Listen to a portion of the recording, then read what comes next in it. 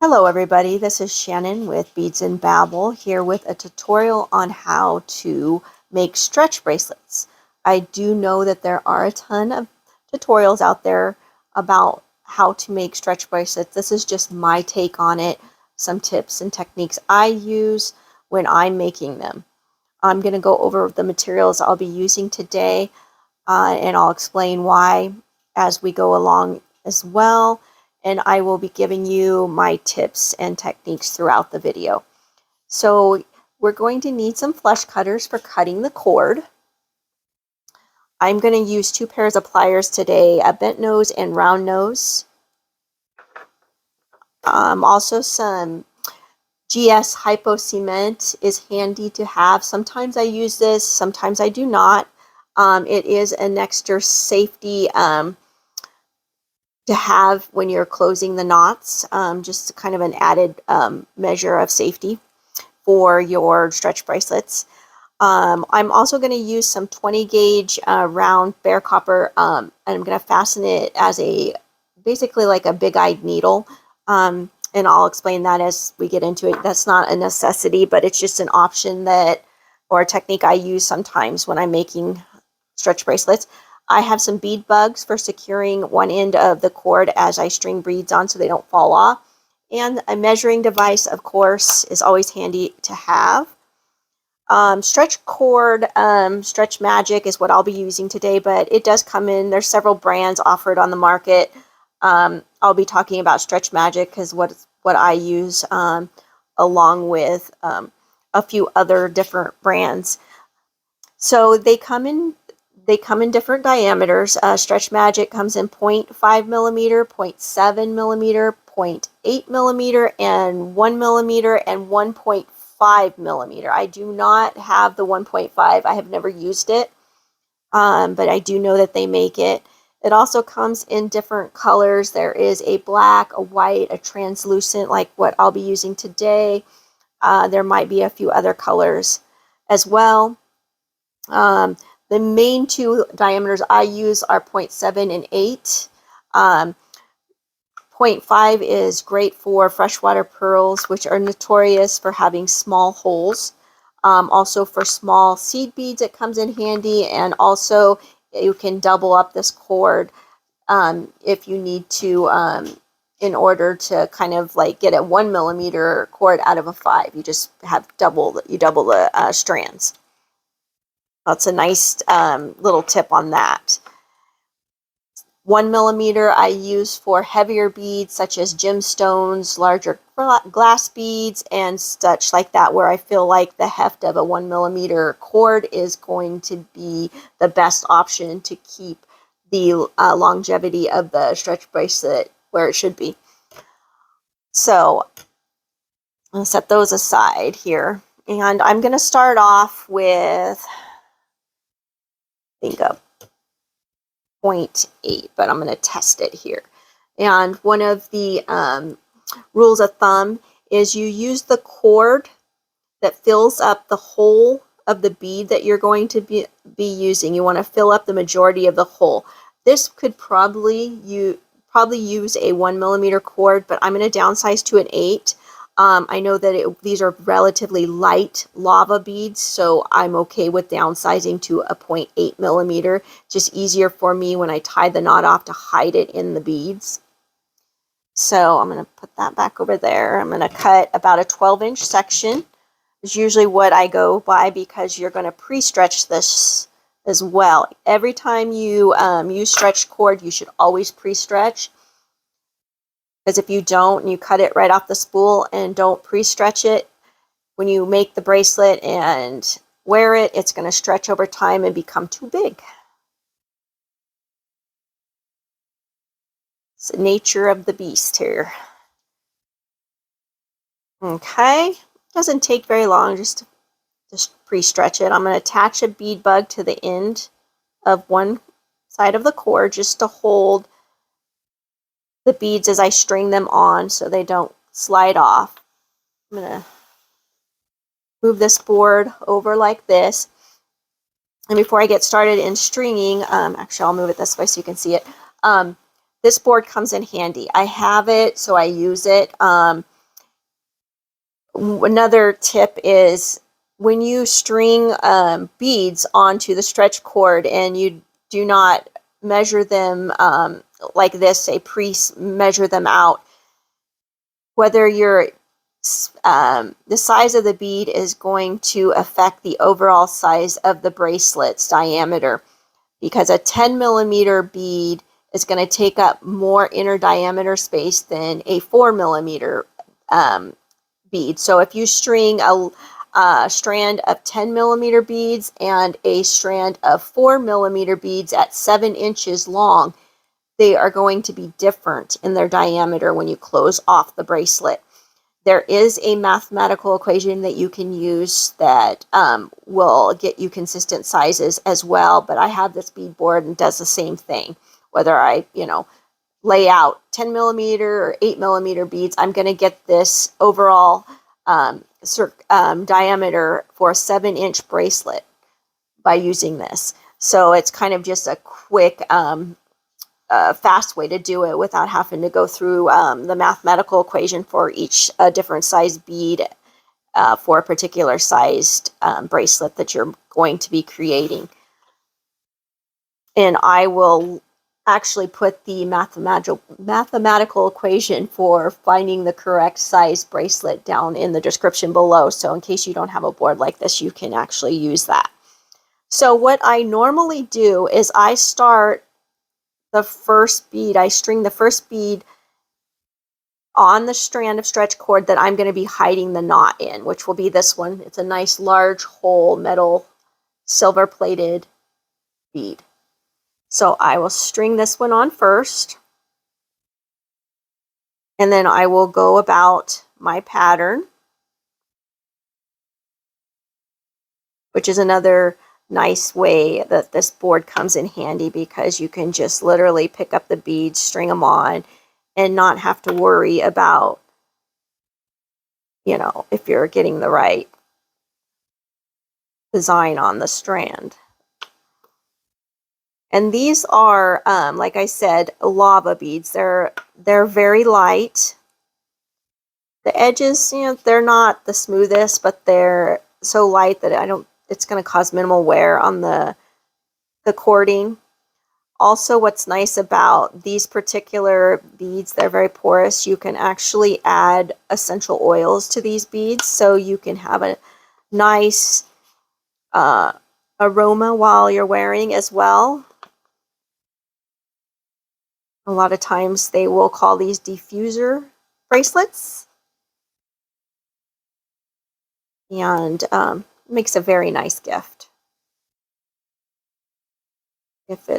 Or if you just want to be able to add oils throughout the day to your own jewelry, and add some of these beads to your design. I kind of did a design where it had light colors and went from a lighter shade to a darker shade, or vice versa. I think they call it an ombre. Like, my daughter is a cosmetologist, and my daughter-in-law, and she does a lot of coloring of hair. She's really, really good at it. I'm lucky to have her in the family. She does all of our hair.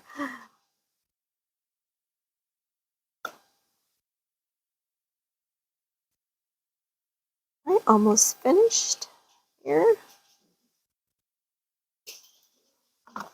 And I use 2 different knots to close off my bracelets. I will use an overhand knot followed by a surgeon's knot, and then sometimes I'll just use the surgeon's knot.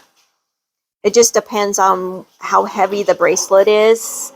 So, and as you can see, I've strung on my design here, and where I'm going to be tying the knot, that's where the large hole bead is. I'm going to use an overhand knot, which is very secure knot, because when you add tension on this knot, it tightens. And so what I'll do is I'll bring in my 2 index and middle finger, to wrap around, and then I will grab the tails, pull them through the loop. I'm going to do that again so I can get it up here closer. See what I'm doing here. I'm just grabbing the two tails here and pulling them through. Oh my goodness, my dogs have decided to run around like little animals that they are while I'm doing this. So now I've tied that overhand knot. I'm going to grab the tails and I'm just going to tug on them. Not too hard, but enough to where it cinches down that knot. Now I'm going to follow up the knot with a surgeon's knot. So that's going to be around and around and then down, and then I'm going to grab all four and kind of then I'm going to do just a regular over one. And then there is your knot.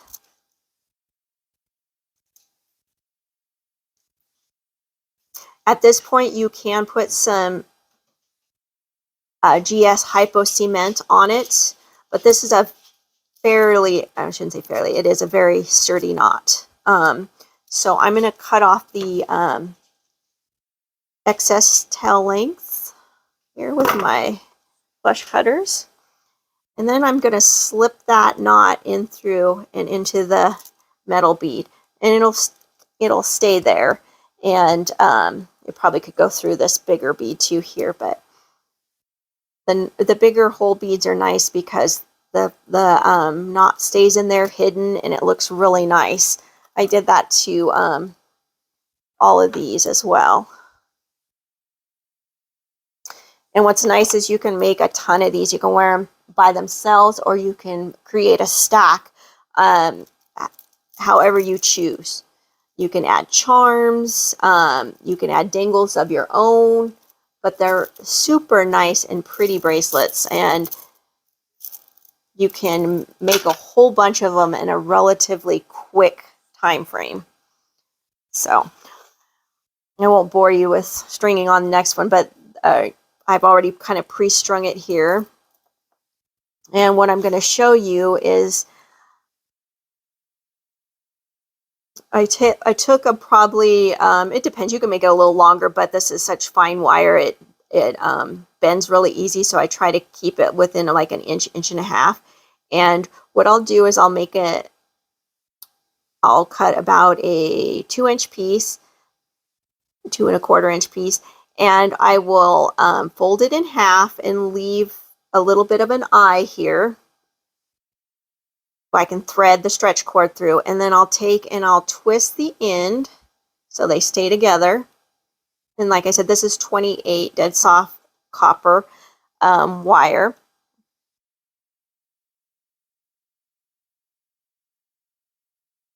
I'm just going to add a bead bug there so I don't lose my beads.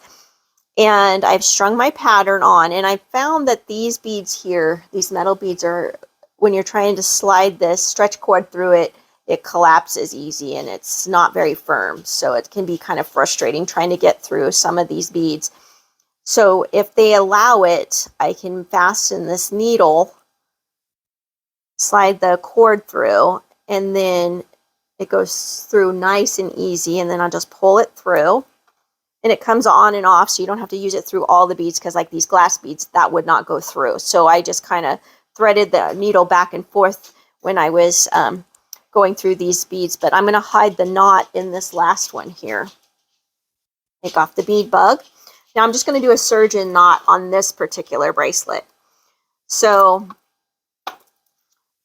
surgeon knot, I'm just going to get this as 1 twist, 2 twist, 3 twists. Whoops. Sure I got that in there. 3 twists. You'll see the twisting that I'm talking about there. I'm going to pull it in tight. And you're going to go 1 and 2 twists and bring it down.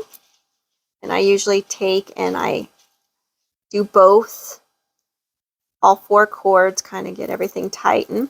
And I'm going to do another one. So 1, 2, 3, bring it down, tighten it up.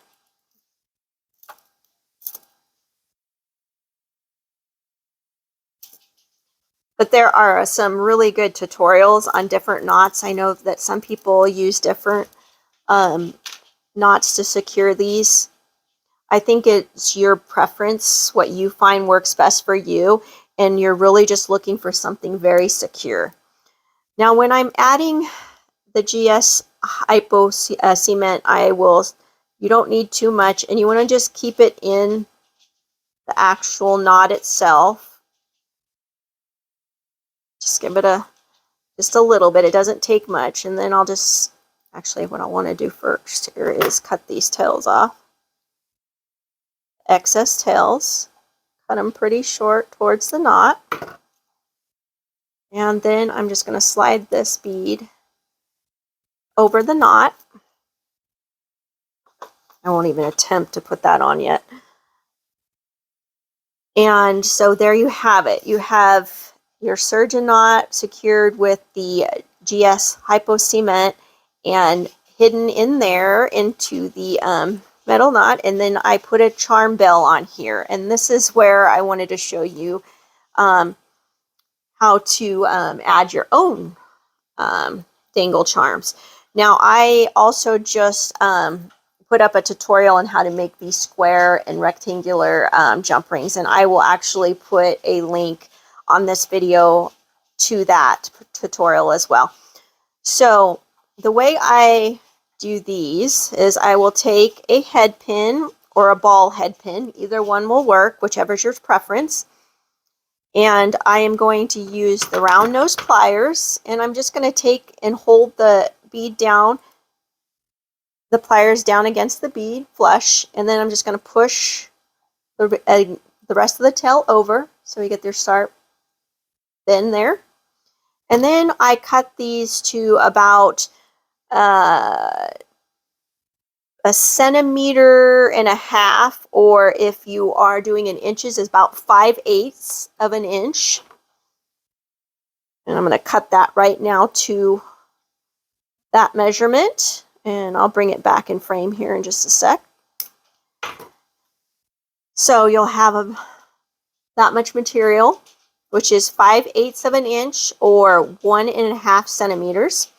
I'm going to bring back in the round nose pliers. And this is just another way to do these quickly and securely. I'm not going to do a wrap. I'm just going to grab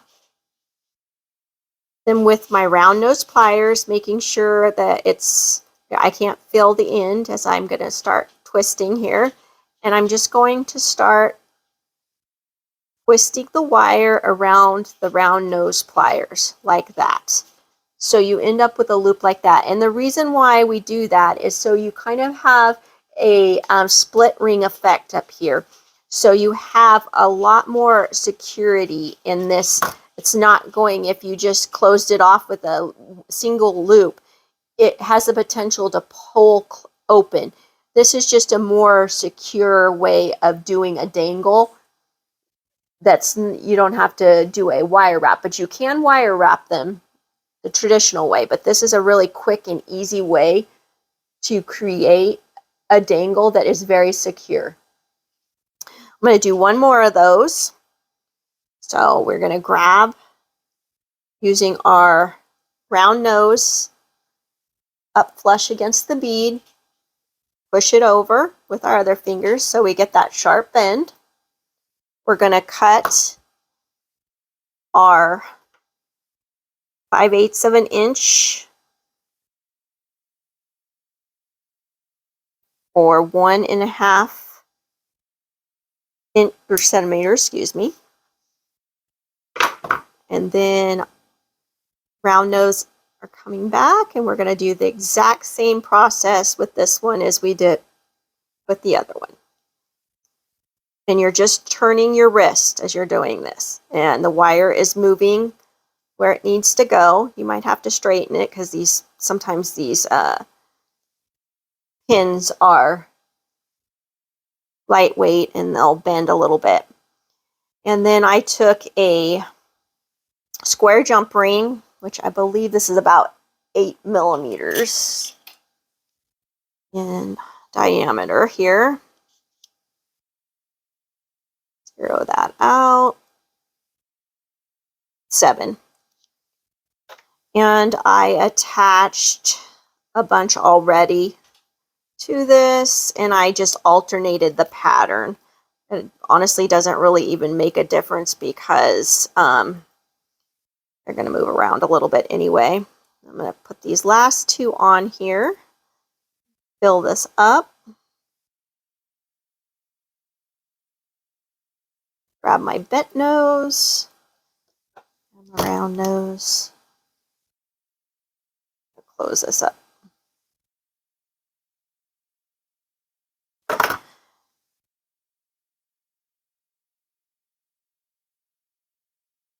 Now you can, actually, I think I would attach this directly to the bell. I should have added that on there, sorry. Or you could add a smaller jump ring and then attach them together with the smaller jump ring. I may even got too many donuts, but I kind of wanted it full, so.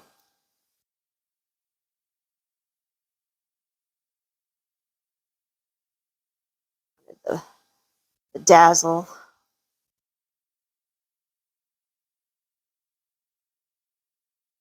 Close it up. So you can have a nice little tassel of dangles there.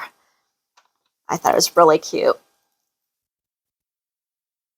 And I like the fact that it was the way the square has the dangles falling. It's kind of triangular. I just like the way it looked diamond shaped. So, and it actually makes a nice little bundle there. And then when you're also, a tip for your customers or for you, is when you're putting on stretch bracelets, you do not want to pull them. You want to roll them. It will add life to your stretch bracelet a lot more longevity than ripping them off, pulling them on. You do not want to do that. You definitely want to roll on and off. It's less stress on the Stretch Magic cord overall, and you'll have a much happier stretch bracelet. And then you can also use smaller beads. Seed beads make great for stacks. You can intermix them with metal beads or some gemstone beads, but you can get a really pretty stack with minimal materials. A good way to use up bead soup, if you have some bead soup lying around and you're like, I have a bunch of these beads from projects I've used and I don't know what to do with them. Well, you can definitely put them to great use with Stretch Magic cord and just tying off the closure with the knots, whether it is a surgeon's knot or the overhand followed up with a surgeon's knot. But there's tons of techniques on tying off stretch bracelets, but these are the 2 knots that I use. They've worked for me.